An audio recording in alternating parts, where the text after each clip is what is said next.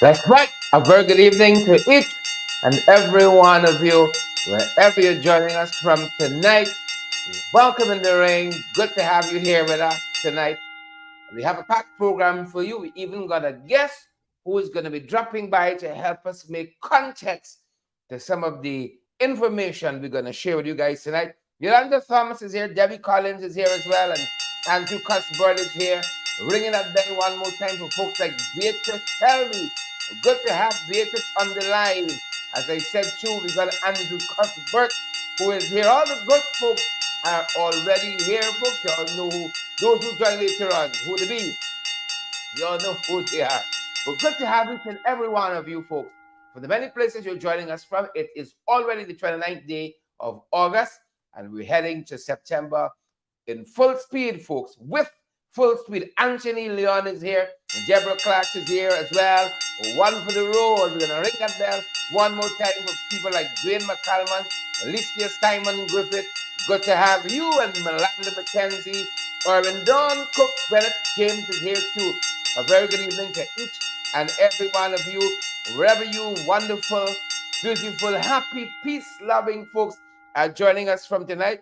Good to have all of you in the ring with us. Pace and power. You can want to share that live, folks. Smash that emoji button and partner with us as well. We're so thankful for the many of you who use the opportunity, folks, to partner with us. We couldn't ask for a better bunch of folks. We just could not ask for a better bunch of folks to be here with us this evening, each and every night, day after day, week after week, month after month. Good to have all of you here with us, folks. Share the live, the man. Smash that emoji button. Rock and come in. We're rocking and coming from Joe's myriad places. Thanks for joining us, each and every one of you. We're ensuring that we'll share here too. Good folks, like Sis Mingo Byrne, Junior Gibbs. Good to have you as well. All the other folks joining us, the members of parliament who are joining us, the members of government who are joining us as well. Pay some power, share their lives too, folks. Let the others know who you're watching. Because we got valid and credible information here. Penelope Hudson, so good to see you as well, Penelope. Erwin Don Cook, good to see you too. Folks, wherever you're joining us from tonight, share that live, smash that emoji button for us. We're fired up. We're going to hold for a couple of you. God knows we're ready to go. Fired up and ready to go. As I said, we're going to get a guest joining us tonight as well. Share that live, folks. Smash that emoji button. And let's have a go at it. Yep. Good to be here, folks, in the diaspora, closer to some of the others. Folks, has to be what? 10 months in a year. I can be with y'all, so don't get jealous. I'm just here for a short sojourn. Suffer to be so. Good, folks, for a little while. But good to have all of you. We are holding for a couple of folks, and I want to tell you, by the same token, good folks, to ensure each and every one of you that you are locked and loaded with the Alistair Collins firm. It is one of the go-to places for all of your documentation needs, good folks. For all your documentation needs, we want to recommend them highly. We want to recommend them bigly to each and every one of you. We want to recommend them. Folks, they specialize in, if you need a justice of the peace, a commissioner of oaths to affidavits, these are the folks for you. Ring the bell one time for Alistair and team down at that end, folks. Ring the bell one time. Good to see all of you nonetheless. Their number down that side, 649-6410. 649-6410. Again, I say to you, they're open Monday through Saturday, even on Saturday. That's one of the reasons we like them real bad. Because we know most places that conduct this kind of business close on Saturdays. So if you work all week, you didn't have a chance to get your documentation needs met, you can still go down there and they can do that for you, good folks. I promise you. Tell them we send you. Tell them we send you. Good to have each and every one of you on the live, folks. Good to have you folks on the live with us. Pace and power, as we said.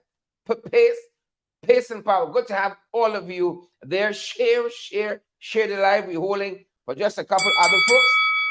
Just a couple other folks, and then we're in your face. You're going to try to see me face, good folks. We're telling you that. Telling you what we know. So share the live, folks. Smash that emoji button for us. We're firing up at this end. We're ready to go, ready to get into the fight card. Good folks. Let's show you some of what we're covering tonight. Some of what we covered. Are we there? Are we there? I think they might have switched it up for us, but we don't want that. Do we? Do we? Do we? Do we? They might have switched it up a little bit. Let me just confirm what is happening and why we happening, where we happening. Yep, they switched us a little bit for us tonight. So they didn't even give us the fight card. But I know what's coming up, folks. Trust me, I know what's coming up. So let's stick with the plan here. The opener, folks, the opener, the opener, the opener. Let's show you what we're covering in this regard. Gentle friends, our young people want to work. Not all of our young people are lazy. Not all our young people want to stay home. Let me ensure that my subject and my verb, they're in agreement. Not all our young people are like that. Some of them actually want to work, craving the working world. You know, they've studied, they've been to school and so on, and they want to work now. They want to be able to help their family out. You all know these are hard times. The cost of living. We've spoken with you guys out of Starbucks News, but lots of the our country folk are saying concerning the high cost of living. And here is one young man we heard from quite recently, you know, almost taking the administration to task, especially that of, I think it's a Region 5. What's happening there? The people said they are not getting the 10-day work. It's friends, family, and favorite.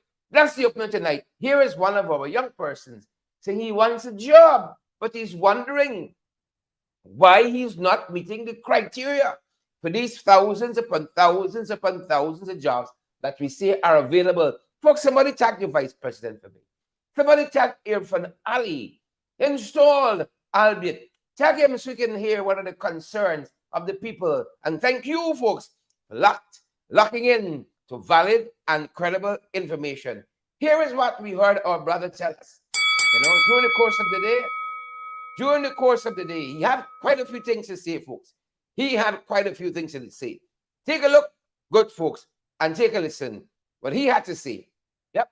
Like the President Irfan Ali to see what's going on in Region 5.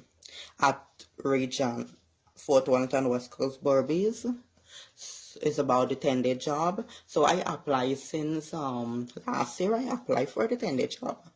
I even signed on the farm. So they said I have to wait for a call next week. So it's been past next week. This is 1 year. It is going on. I didn't get no call as yet from Region. So I going back months and weeks.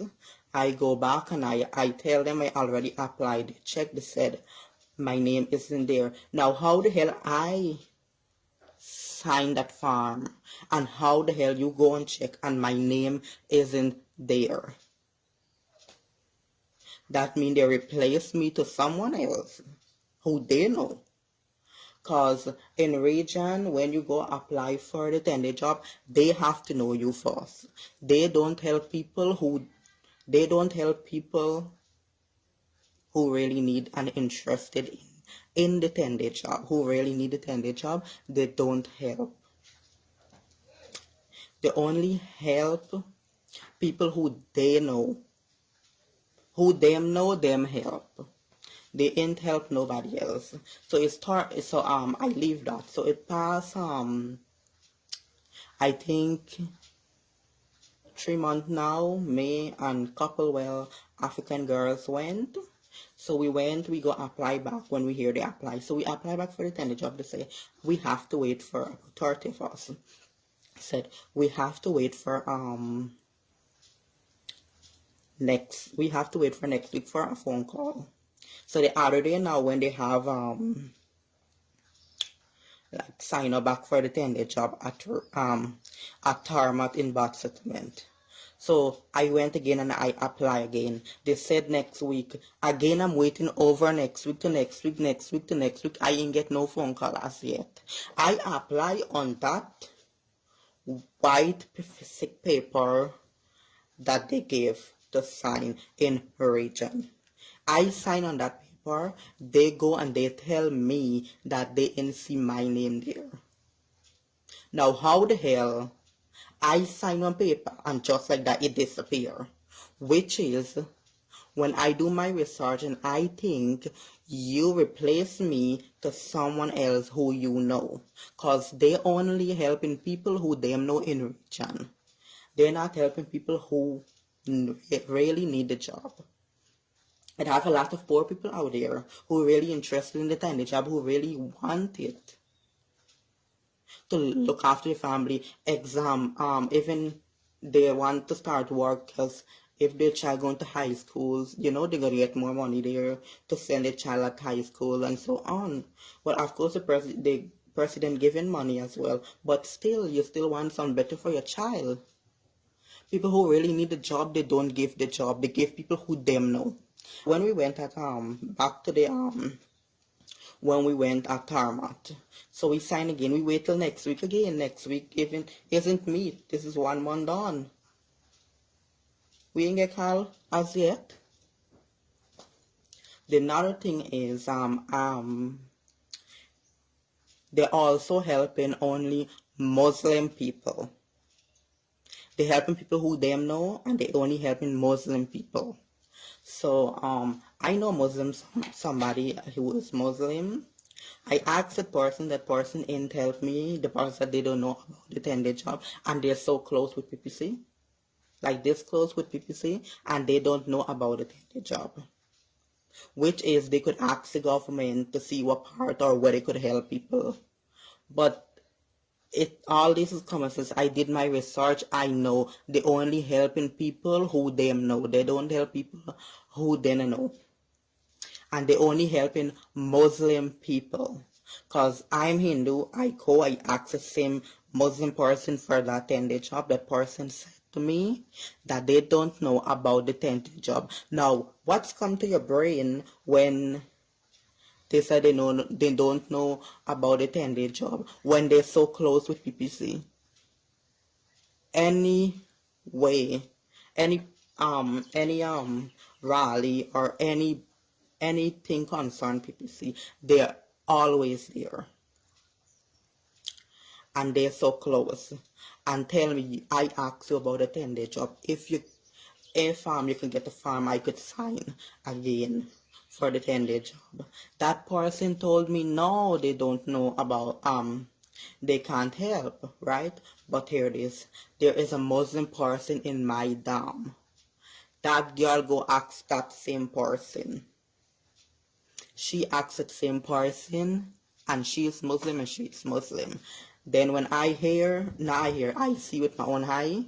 I see with my own eye, cause she not far from me living. That person is Muslim. That person who asked that Muslim person for the job, that person get help when she turn out next week. She already turned out. This will be 4 days now she turned out. Common sense. They only helping Muslim and they only helping people who them know. They don't help people who really, really need the job. They don't help people who need the job. So I really like the president to come see what's going on in region at Fort Wellington, because I literally tired. I really need this job. It's something we could benefit of. These kind of thing we have to face in Barbies. Anywhere you go, they only get looks, they only get colors.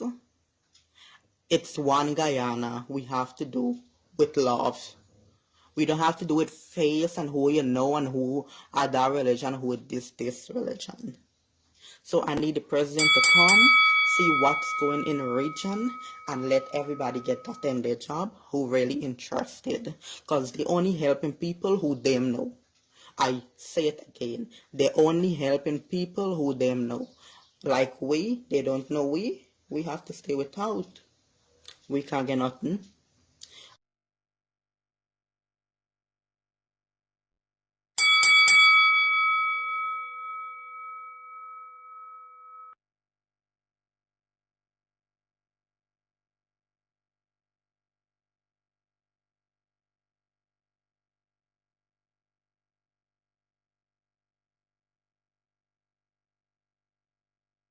in his own deliberate judgment.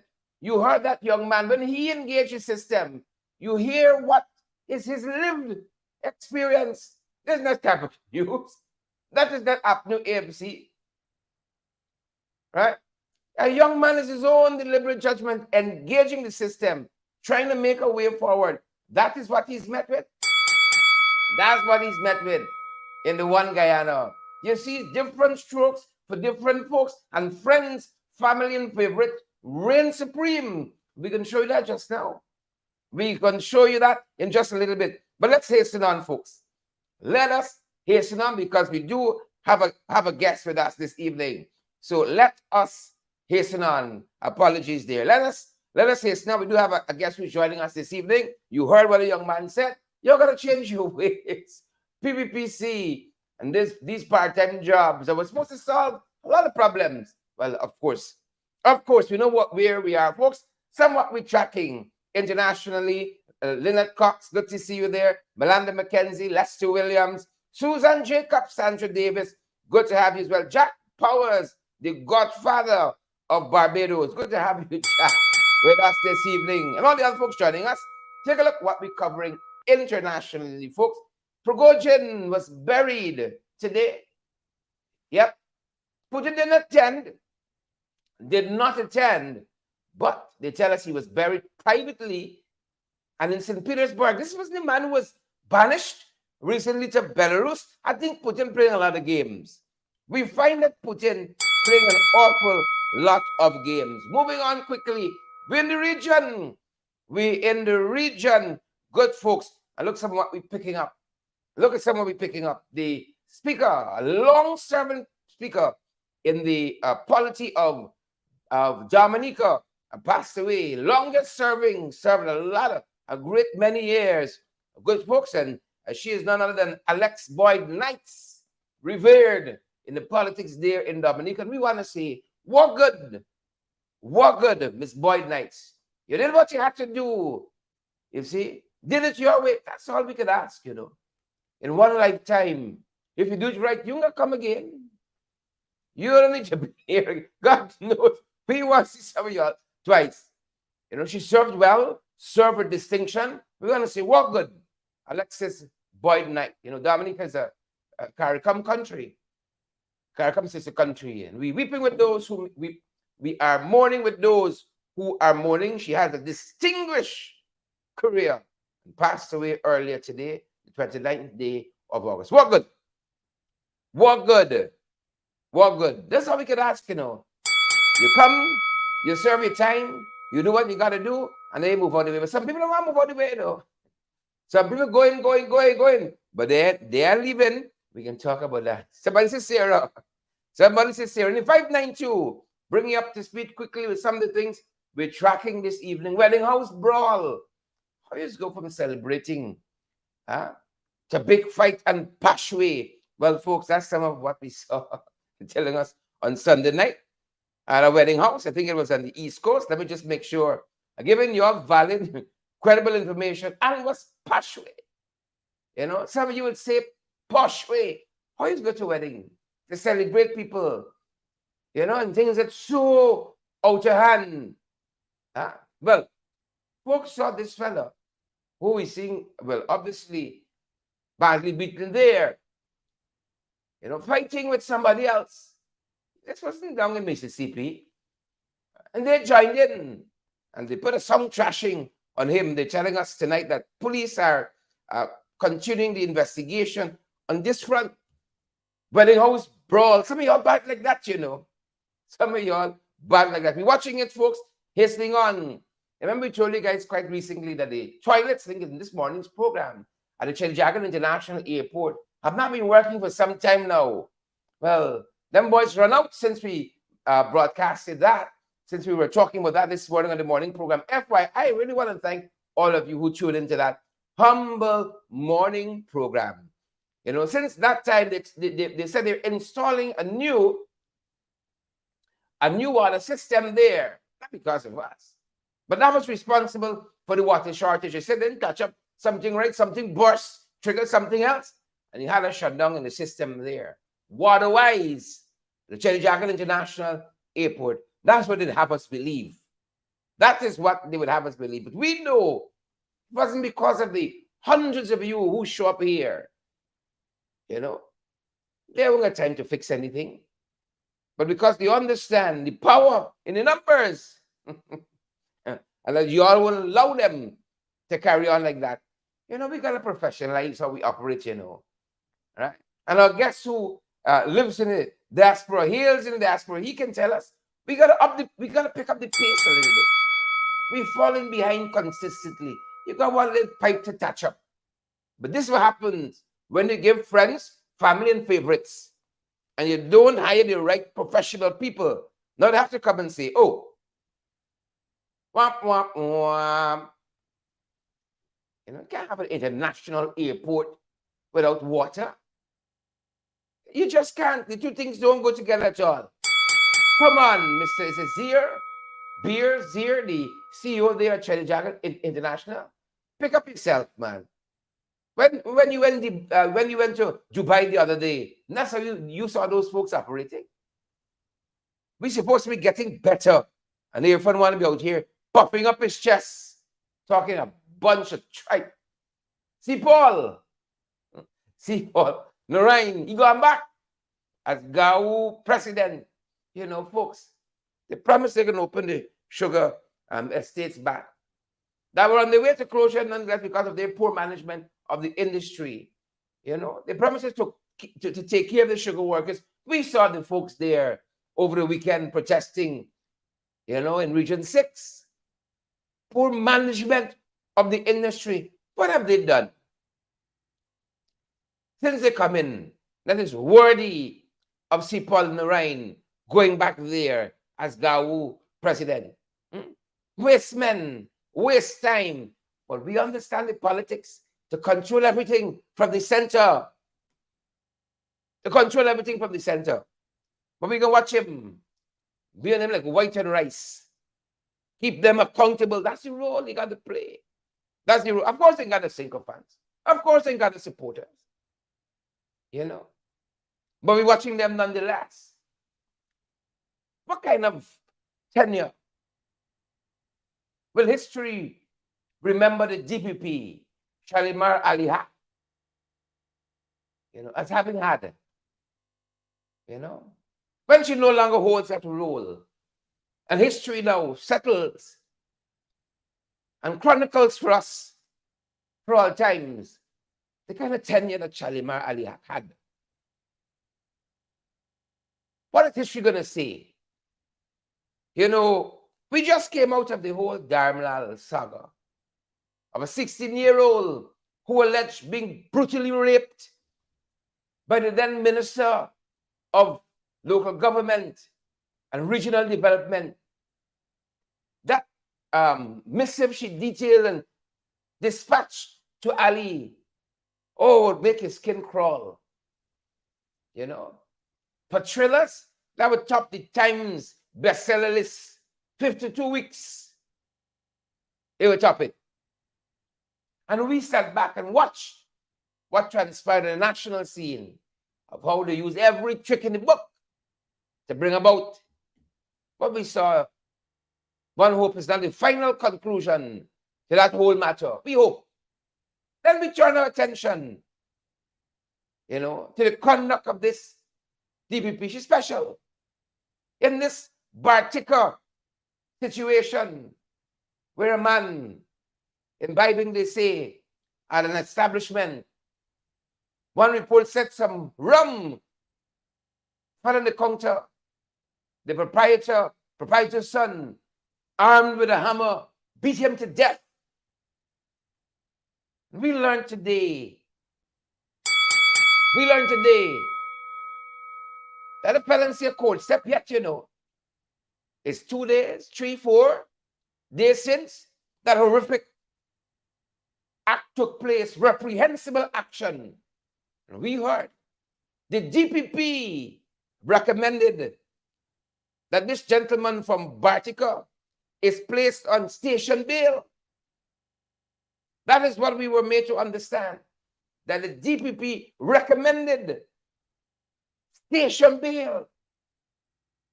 for that gruesome act which has been alleged, station bail of $1 million. Can you imagine that? Can you fathom that? Right? As the DPP says, investigations are ongoing. You know, if I knock an ants on the road, the police that would swoop down helicopter, jumping through windows, kicking down doors to detain me, and I will be passed through the court with such speed. You think I got a little flash in me? Right? That businessman, they tell us, from the Kayuni-Matsaruni region, 34 years old, right? Beat this man to death with a hammer. And I see like some, because of his connections, right? Because of his connections, the papers like they're frightened to call his name. But they call the name of the deceased, though, Mark Braffett. What kind of country are we living in? You know, what kind of country are we living in? That's why I can ask my guest dropping by some questions in context. You know, some people come in, some people go in. Are we better off for it? With the comings and the goings, are we better after it? I see publications skirting around this issue, afraid to call a name. Right? Afraid to call a name. One man could take a hammer and beat another man to death for little or nothing. Life too cheap in this country. Much, much too cheap in this country. But I get my guest standing by, and I wanna hasten on. But folks, we're gonna circle back to this. And give it the kind of intense treatment that it deserves. Right? Justice must not only be done, justice must appear to be done. Right? Justice must appear to be done as well. Bear that legal dictum in mind. Right? I'm searching my notes for this fellow's name. I don't know why. These guys dancing around the place and so afraid to call a spade a spade.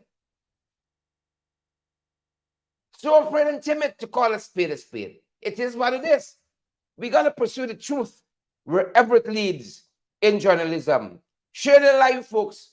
We're going to circle back to this in another broadcast. How we can drill down in this one Guyana, how to get one law for people connected and another law for people disconnected. We're going to circle back to that. But that being said, folks, let us hasten on to the things we got to cover. Ambassador Sarah Lynch seemed to have got remarkable staying power. This is the lady who began wrapping up her tour about 4 months ago.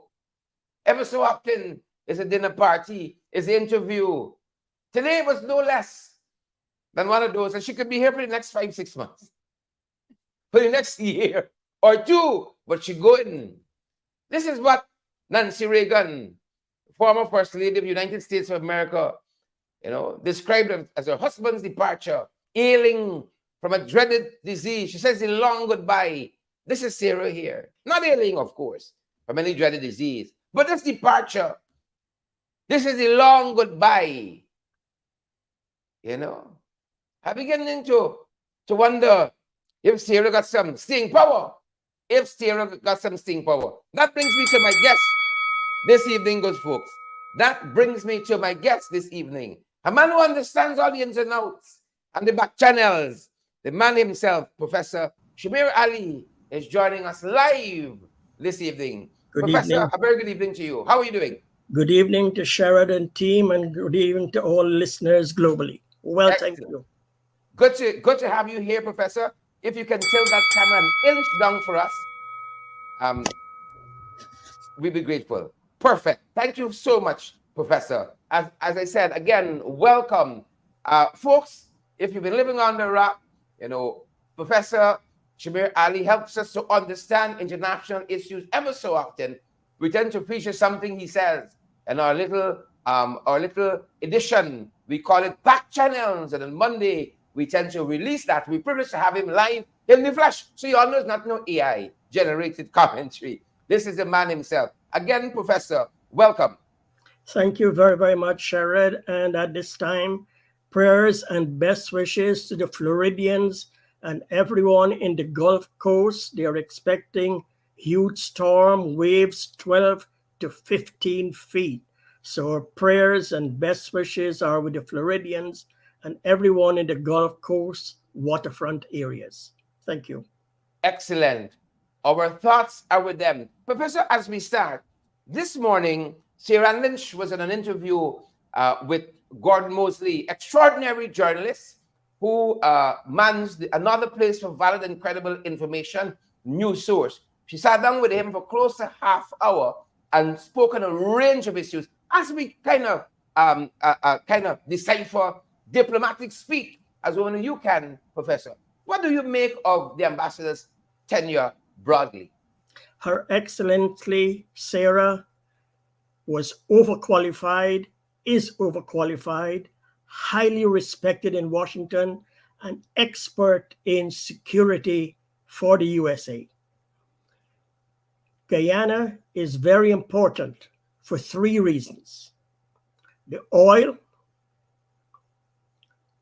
right now, the Reuters report, and number three, the half population feeling unhappy but scared to express their opinions yet. With all due respect, those are the three key reasons from my sources are of the immense importance, and they need an ambassador on site, not a charge d'affaires or a deputy. There's a big difference in the two. And not only that, management is a style, an art, not a science. And Ambassador, Her Excellency Sarah, went to Guyana for a reason. She was given a charge d'affaires, what to do, what is expected of her. She has been unorthodox from all the American ambassadors I have come to know personally. But like I said, management is a style.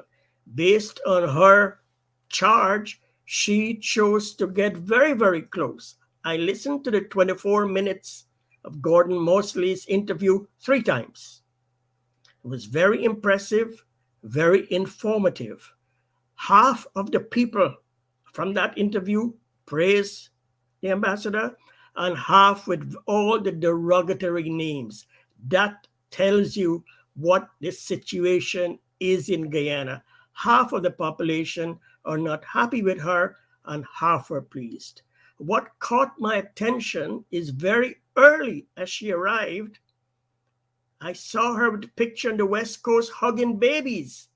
Now, I've never seen any American ambassador, any ambassador anywhere going that close to a foreign national. But then I said, easy lesson, good for a dunce. There's a method to madness. So maybe that's all part of the plan to get close, to get inside in the inner circle, and then you know stuffs that are not normally known. That happened to me in Kuwait.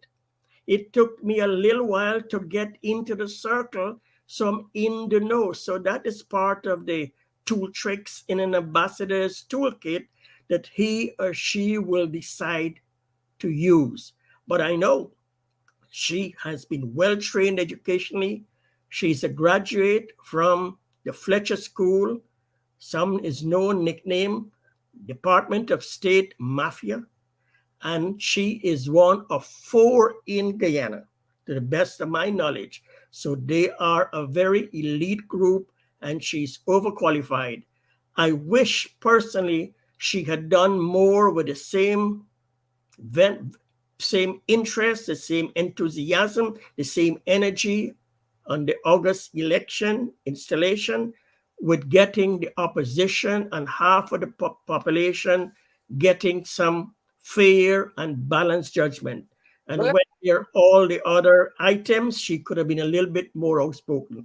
I will give her a passing grade. I would not give her an A because of the holdback I think that she could have done. And yet, according to Mosley, she still might be able to pull rabbit out of the hair and ask the government to be a little bit more responsive to civil society and the opposition. As you talk about the 2020 election, I think she will be remembered infamously for her role, as you said, perhaps, kissing babies and so forth. There's a method to madness, but her role in the 2020 election, we will not soon forget. That came up in this interview by Gordon this morning. I want you to take a listen to what she says. She seemed to remember things differently from some of us. And I want you to respond to it, if you can, on the other side. The political landscape, Madam Ambassador, when you started your tour of duty here in Ghana, it was 2019. We were in the middle of all those court cases. We had an election that went on much longer than anyone expected. Sure. And yourself and many of the key players in the diplomatic community found themselves on the front seat, the front bench of those elections and all that took place for those many, many months. In terms of the politics of Guyana today, what are some of the changes you have seen from that time and what took place then and where we are now 3 years later on both sides, the government side and the opposition? Right. Well, let me just start by saying I'm very proud of U.S. Embassy's work during that period of time. It was tough, as you mentioned, but we joined many international actors. I think there were over 130 countries that ended up weighing in on the election. And I'm just thrilled that the result was that the people of Guyana were listened to and that every vote counted and democracy prevailed. So I'm very, very proud of that work, although it was tough. I think now there is an effort to increase dialogue between different parties, whether they be smaller parties or big parties. And there's an effort to, on all sides, talk about inclusion. This is a very transformative time for Guyana. There are so many opportunities, but there's also a lot at stake for all members of society. And I'm very pleased to see so many parties talking about the importance of including all the peoples of Guyana in this new day. Professor, your thoughts? Brother Sherrod, I was around when the golden arrowhead was raised for the first time on May 26, 1966. With all due respect, every election in Guyana has had snafus. The question is it material? Dead people walking, duplication, missing piece of paper, it is common practice. That's why the court has the authority to make the final decision based on the evidence. With due respect, based on my back channel, Ambassador Sarah was given the charge from Washington. She executed what she was asked to do in collaboration. Yes, in collaboration with UK, European Union, and Canada. She was the leader, and it was a decision made in Washington. She merely carried out, she merely was a good soldier. Yes, we can slaughter to the wheel, but she has delivered what her boss told her to do. It was not her decision. She reported, and it was authority came from Washington, and Washington was displeased. I know of 3 reasons Washington was displeased with the coalition government. Others know much more. But Sarah, yes, she has to be the one to take that, but she was following orders to the best of my knowledge. One of those reasons, Professor? Well, they were angry with President Granger. And there are 3 items. I'm not going to say we're angry with the leadership. Guyana is a leader. They couldn't be argued with a second. They were very angry with President, His Excellency David Arthur Granger. Very angry. Very angry. Angry so bad. Because I asked in the end when they made a decision, I says, I'm from the business world. When things like happen, there's a name like Golden Parachute. They said, nope. President Trump wanted nothing to hear but Golden Parachute.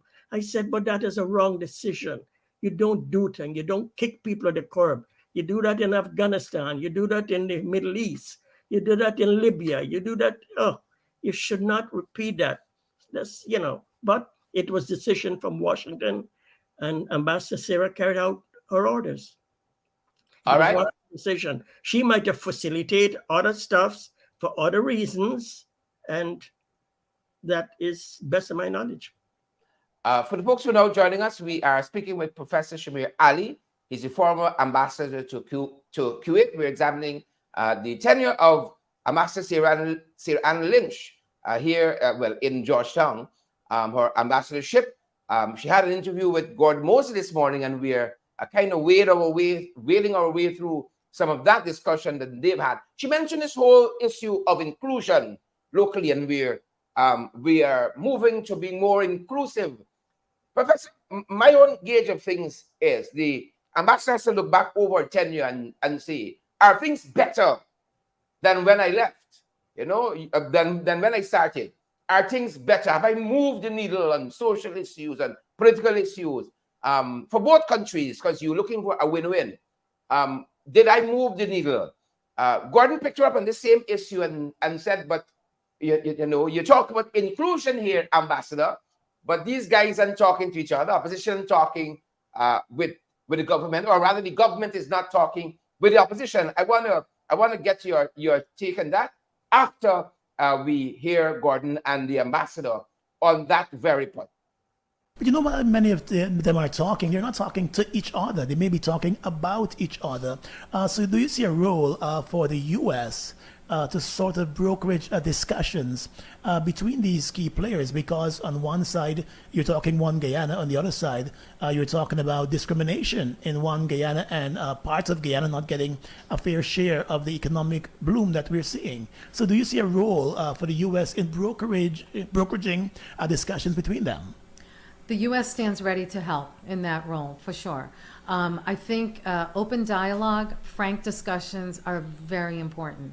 And I think bringing the people together is key to the success, the ultimate success of Guyana. So certainly the U.S. stands ready to do whatever we can to bring all parties together. It would seem, Professor, 5 years on of the ambassador's tenure, we are no way closer to that kind of idealism. Yep, that's why my grade I was given, because she could have done more and she did not do more, but it's not yet ended. From my back intelligence, there is talk about a unity government and shared governance and increased royalties. I can't say anything more. So there are forces, because Guyana, all politicians or all readers or anybody interested in Guyana, please read the United States Monroe Doctrine with an open eye, and you will understand that Guyana is in the Western Hemisphere, and you cannot play around, because the power of Washington will come and hit you. You know what? Hit you. So that is part of Guyana's problem, in that we have not realized that we are playing. To be honest with you, their two PPP persons were trained by Washington. Their two APNC persons were trained by Washington. Their two AFC persons were trained. Those six have a hot number. They can reach the highest levels when just pick up the phone at that number. When the decision was made that President Granger, for whatever reason, right or wrong, I'm not a judge, but he has to go, the decision was made to pick one of the six that was trained in Washington from the PPP, and that is President Ali. He was one of the six. That's what my sources tell me. So he was selected because they figured that he understands the workings and he will be better. But I'm also told that they are shocked these days because of the arrogance of power. Last week, the president was at a meeting and he pulled a guard. It came to me from Washington. They said, "Is this your president?" I said, yes, I saw it. And I says, Not I my look at that president. critically. I says, Ambassador Sarah is at fault also. She represents America. The protocol is she is to stand at the entrance. Somebody responsible will escort her in. She didn't need to be in that crowd. That was dangerous. Where was her security? So it was like three people's error, but there was no excuse for the president pulling that guy like a piece of wood on a tree. You know what Washington said? Oh, but we're not surprised. That was the same person who wanted to turn over your Minister of Foreign Affairs, Cara de Pegasus. See, Both open Most story, knows jump up, Professor. you cannot lie. These are all facts, and people are smart. This is from Professor, Washington. apologies. On that note of arrogance, you said a little before that point about arrogance of those in power, unity government and all of that. But it seems like somebody didn't give Irfan the notes. Whose notebook is Irfan following? We saw on this very issue of engaging the opposition, Sarah Ann Lynch, ambassador, spoke about inclusivity. I think it was Demara Waves, Dennis Shabral, engaged him on this issue of engaging the opposition. Apparently, Irfan didn't get the notes on this inclusivity business at all, because this is some of what he said when he was engaged on that very front. Take a look, Professor, take a listen, and I want to get your impression on the other side. To determine my agenda. My work with the opposition is my work with every area conceived or perceived to be an opposition area. That is why I will go to every community and I'll meet the people directly. I'll win from bottom up. I will embrace from bottom up. If the top doesn't want to embrace, the bottom is embracing beautifully. And that is what I want. I want the bottom shift. Any foundation that shifts, the top will have to shift. And the power of the bottom, the power of the people at the grassroots, the power of that foundation is shifting. And that shift would eventually cause those even though don't want to shake hands properly. But there are your diehards who will not shift unless the leaders decided they should shift. That is moving rapidly. I can assure you, it is shifting with beauty and grace. What stops you from reaching out to the opposition leader directly and say, "Sir, let's talk"? Why is there something stop me? What stopped him from reaching out? What stops you too? I reach out. The man refused to shake my hand twice. What do you want me to do? Bow before him? He's God? That's the only thing you can do in terms of... The opposition leader is not God. The first thing you must know, the first thing you must do... Neither of you is. No, I'm not. That is why I reached out humbly trying to shake his hands and he refused. I tried humbly, Shabral, to shake his hand and he refused. But that's the only mechanism. Oh my God. If you can't shake the hands of a humble man, what else would you do? Furthermore, let me tell you something. Let me give you another example of reaching out and what reaching out constitutes. I consult with you and you go to the court to stop the consultation. I consult with you and you go to the court to stop the consultation. Let me give you a third example. Here's the third example. You're a follower of the Bible? Yeah. What's the first thing you have to do? Not confess your sins? Yes. All I'm asking him to do is confess his sins, and his sins of trying to rig the elections. Oh, is that too difficult? Confess thy sins. Irfan says he's a humble man.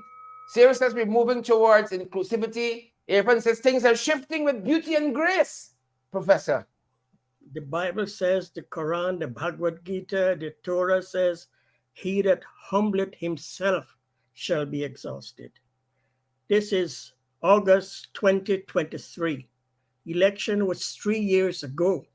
Why is election case not going through the court with the evidence and let the learned jurists with the law decide? Motar and guitar is two different kind of music. And that is not going to last very long. If that video is seen in Washington, cat will eat dinner. It's no rocket scientist. Those are not the hallmarks. Dennis is trying, and Dennis is highly connected. Dennis is connected and respected in Washington. Those who knows. And for him to say that is a good reason. I wish the easy lesson, good for a dunce, will reach from the spin doctors around the president and let him be humbled. He that humbleth himself shall be exhausted. He has the power. I heard from leader of the opposition, Norton, that he was unhappy, that he thought was a stage opportunity. And he didn't want to be in a stage shakeout because he was angry for a number of stuffs. Well, he's number two. He's not number one. The president is supposed to be the servant leader. He is leading all Guyanese, not one-sided Guyana. Oh, everybody knows with the oil abundance of money, thanks to the coalition government signing that agreement, they're now buying all the spin doctors and doing all the spinning. But the truth is the truth. And our inner self comes through, like the interviews you're showing. That alone sets the tone. Washington asking about the guy who's turning the Minister of Foreign Affairs, Dr. Cummings, vehicle over the Pegasus. Was the same president. So see, what's in you comes out at the unguarded moments. But change is coming. Change is coming. There's a velvet revolution. There's the yellow shirts around the world. There was one person who was so upset, the vendor, that he burned himself down in the Arab country. And that was the Arab Revolution. I hope we don't have situation like that, because when there's the anger bottling up by half the population, you try to undermine everything else, but they see through it. I'm getting calls from PPP persons asking what's going on to try. I drop a hint and whatever, but there's anger. All that glitters aren't gold. And maybe the president has a lot of yes men for all, I call it the silver being dropped off the table and the perks and the dinners and everything else. And half the population is suffering. Bora, $6 and $12 for Bora. I saw the video. So with all due respect, a little bit more to be done. Yes, when two elephants collide, it is the grass that suffers. So hopefully somebody will take the leadership. And I hope even among that six who was trained by Washington, I've been encouraged one of them to take the leadership. And I hope that somebody can take the leadership and put the leaders together in a room and get them to work together until the next elections. Or if you're so powerful, let the court go through the election and let the judge rule. And if it reaches the Caribbean court, disastrous, because half the population feel that they're being disenfranchised and the case not going through. Yeah. So Isn't that what I think it was Abraham Lincoln who said that no nation can survive half slave and half free? right. You know? And the chasm between rich and poor growing every day. We heard the young man in the opener this evening crying out for a job. He wants to work. Yeah. You know, he wants a job to be able to help, you know, meet his own needs and help his family. He's begging for part-time work, begging because nothing else is in the market. He's begging. The question of the cost of living came up in this interview with Gordon Mosley, veteran journalist and outgoing for the last few months ambassador of the United States, Sarah Lynch. And he asked the question of oil and gas. What we've been saying here, we're pumping, but we ain't feeling it. We're pumping gas and oil, we're pumping oil in particular, but we're not feeling it as Guyanese. And by the ambassador's response, I don't think she gets it. Maybe you have a different impression, Professor. Even the Mohammeds came up, but on that oil and gas issue and the cost of living. Here is how that went, Professor. I'd love to gauge your response at the other end. I just want to touch quick again on the oil and gas sector, because we're seeing the major investments being made in that sector and from that sector. But still, you take a walk around Georgetown, the ordinary person, they're saying they're not seeing the benefits to them. They're not feeling the benefits of the sector. So if you were to have a conversation with the government before you leave, that final conversation you will have, what would you say to the government in terms of putting more systems in place that can impact the lives of citizens? Right. I would say do as much as you can to show the citizens that there is an impact. There are things happening, but maybe people don't see it all the time. There are new roads being built. There are new buildings going up. There's a lot happening in the infrastructure area, but there's a lot happening in the education and health areas as well. We've been happy to be a part of that. Mount Sinai is here helping Guyana develop a complete health infrastructure to improve the quality of healthcare. We have the company called Coursera here, a U.S. company, and they implement short-term educational programs, especially in the health area. So there's a lot happening. I would tell the person on the street to take advantage of those things, look more broadly to see how they can take part in this new day. But it's also going to take time. I think change doesn't always happen overnight. Yeah. Some of these things that are being put into place will take years, actually. It's going to be with a lot of hard work, too. And I think citizens need to know that they need to be a part of it. The government needs their ideas, they need their voices, they need their physical assistance. Guyana has a small population, so every citizen matters. So I would tell people, get educated, improve your skills, see where you can fit in and take part, and take advantage of this new day in Guyana. A very political answer there mixed with some diplomacy. You thought? Yes, lots of it. That's a classic Fletcher answer. The glass is either half full or half empty. What good is all the infrastructures and the hospital and the roads if the people are hungry? You have to take care of the people first. I don't want to use the people-centered word, but look after the people first. Whose oil is it? It's the people, it's the Guyanese citizens, not the government, not the past government. They should be the one first. What did Kuwait do? What Qatar do? What did Norway do? What Saudi Arabia continues to do? People first, and the rest, yes. If we can put a brake on some of the development and look after the people, that's the cry. That's the cry of the woman and the man and the street and the student.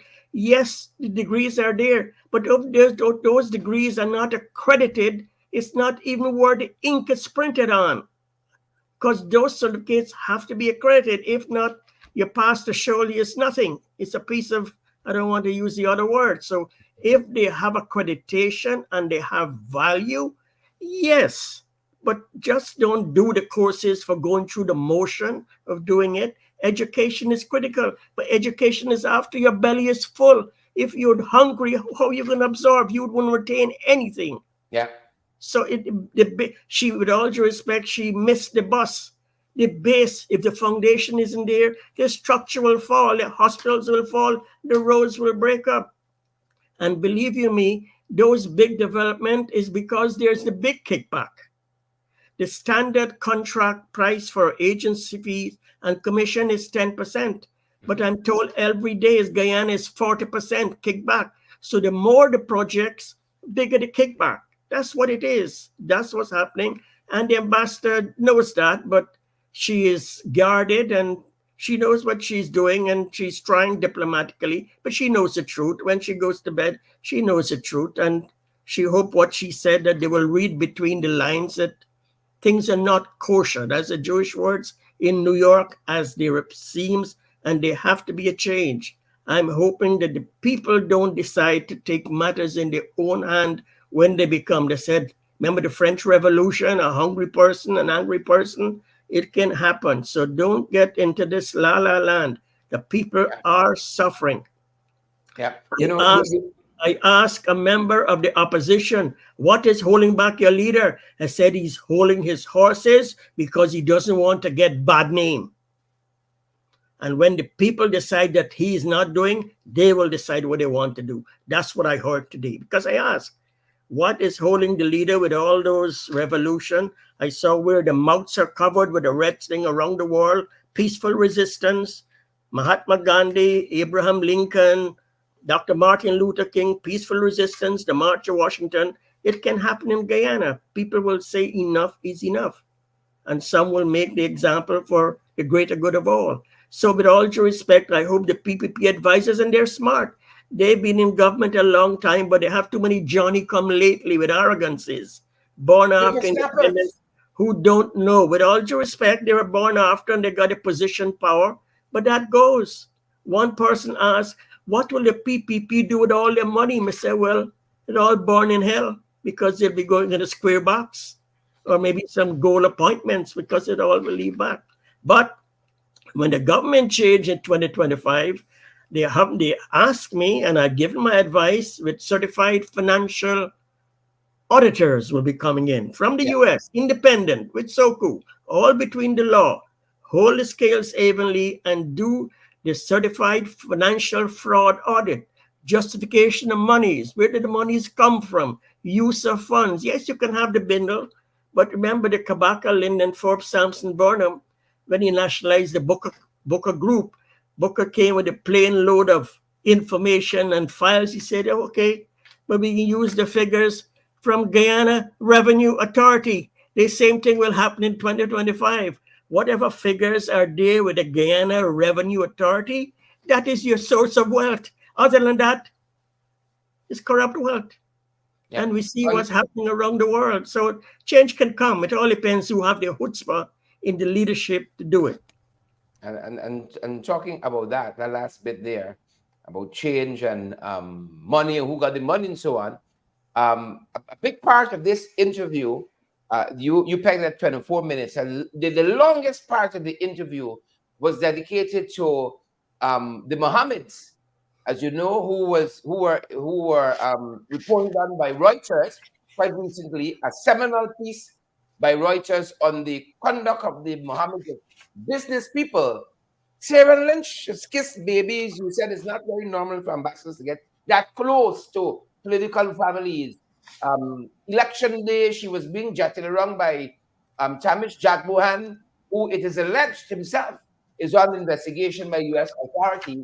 And then Gordon brings up the Mohammed and asks the minister and asks the ambassador the question whether it is normal for U.S. companies to do business with people who might be on investigation. And the ambassador, of course, responded to that, even though they were not mentioned by name. You get the sense this is what they were talking about. Take a look and take a listen, and I'd love to have your thoughts, Professor, on the other side of that. There was a report out of the Reuters news agency just over a month ago that pointed to sources within the U.S. government saying that the ExxonMobil company was warned about doing business with certain businessmen here in Guyana. Juan, do you know of that warning? Was the U.S. Embassy a part of that, if it did take place? And secondly, does the embassy routinely say to U.S. business interests that, listen, you're coming to this country, these are the people you should not be smiling and hanging out with? What the U.S. Embassy does, Gordon, for U.S. investors is to give them an idea of what the political landscape is, what the economic landscape and the commercial landscape is in any country. And that's what U.S. Embassy Georgetown does as well. We don't instruct any commercial entity, any business to work with one firm or another firm. What we do is we give them broad information and allow them to do their kind of cost-benefit analysis and determine who should be a local partner. But we do encourage all U.S. businesses to exercise due diligence, do their homework.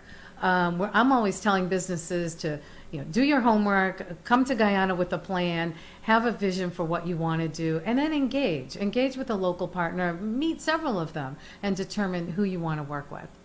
And you have seen benefits in that area. We have seen many benefits. As I said, we've gone from a handful of companies here to over 100. Some of the most interesting are family-owned businesses that really didn't invest internationally before and until now, but they saw all these opportunities in Guyana and they came here. Many of those companies are on the southern coast of the United States, so they actually have a lot in common with Guyana. Louisiana, Alabama, they're kind of low-lying areas that deal with some of the same things Guyana deals with in terms of flooding. They also have an active oil industry.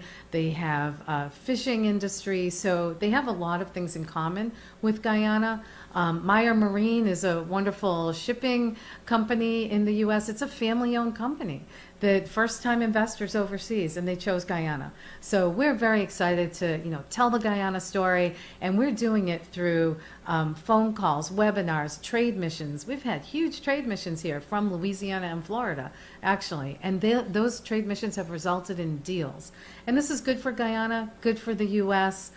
We're very happy that Guyana is choosing a lot of U.S. companies to partner with as their partner of choice. I know you look at the issue broadly, but again, what would be the repercussions of a U.S. company having business deals with a company that may also be under the watch. A local company may be under the watch of the U.S. Treasury Department or the U.S. State Department or any other U.S. agency. Would there be repercussions? I don't think any U.S. company wants to do that. They don't want to go down that road. They want to work with reputable firms. They don't want to have any of those repercussions. I would direct you to the Department of Treasury. They really handle all of those sorts of issues. It's not a U.S. Embassy issue that we would deal with, but U.S. companies by and large do their homework. They do exercise due diligence, and we're happy that they do that, so they have a successful experience here. I mean, that's really our goal, that we help set Guyana up for success and we help set our U.S. businesses up for success. And we really believe that U.S. businesses bring the best to Guyana. So we want to continue to be that partner of choice. U.S. businesses bring quality, excellence, on time, on budget projects that are sustainable. And Guyana has choices now.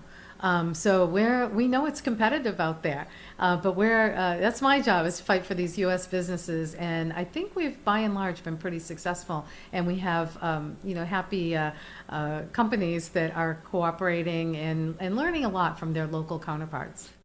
Yep. I know there she did not say that they were not being investigated. I have to give her A+. She has fulfilled her duties as an ambassador to promote her nation's interests, promote her business, promote America. Full points for that. But she gave you the diplomatic answer to the Treasury, and she did not say Department of Homeland Security, because those are the agencies that are handling those particular matter, including that person who went to Canada. He is subject number 7. So if the bad person who went to that trip with the president, he's subject number 7, it means they got to be subject 1, 2, 3, 4, 5, and 6 before 7. And after 7, who knows where it goes? So the ambassador gave the answer, but I know she will know a lot more than that, but she's not privileged to discuss. But that's the Treasury and the Homeland Security, and they will make those kinds of decisions. All right. Professor Shamir Ali, thanks for responding so promptly to my request to come on this evening and, give context and put things into perspective for us. Thank you so much. It's a pleasure and a joy, and hopefully the government, we want them to succeed, so Guyana will all succeed, and everybody can share, not only half. Tomorrow is not too late. It is doable. I'm sure with willpower and leadership from the head. They said the fish stinks from the head, never the tail. So responsibility lies in the head. Whoever holds that title, greater responsibility. If you're the eldest child, you have greater responsibility. Same with the government. The buck stops here. That was in the U.S. president desk. Good night, all, and blessings to all the Floridians and the Gulf Coast. Yeah. They're going to be in our thoughts and prayers this evening. Thanks again, Professor. Good night. All right. That's going to do it for us, good folks. That is going to do it for us this evening. Yep, but before you go, remember, we don't run on water. So we want you guys to share the live, smash that emoji button, and remember to... Want to keep getting the best in the ring? Let's fight! Yes, you can help us to keep going by partnering with us through your contributions. And it's easy. Send us a daily, weekly, or monthly donation, whichever is most convenient to you. Cash App at $in the ring 592, Zelle and PayPal in the ring 592 at gmail.com, or WhatsApp us on 627-6963 for how to contribute via MoneyGram and Western Union and for MMG payments. Yep. That's going to do it, folks. Thanks for joining us this evening. Good to see so many of you on the live, as we said. And we went a little over our designated hour. Thank you for sticking with us. Here's the Prince George, Jaiwan Bunduri. Good to see you. Valena Bramel, Diane Abrams, Sandra Hanover, Auntie Sandra. Good to see you on the other side there. I see Charles Nelson. Cheryl Pancham is there as well. Magnet Barrett, Joy Dotson is there too. Diane Graves, Andy. Good to see Faye Laundry there. Kidowling, good to see each and every one of you folks. Pace and power. And again, thank you so much, Brenda Moore, Maylene, and all the other folks for being here with us. Cassandra Keeler, Fidel, Albert, good to see you there as well. Good to see all of you on the live tonight. Share as you go. Smash that emoji button. You're coming back to partner with us as well. Stay safe, folks. That's going to do it for us today. Stay safe.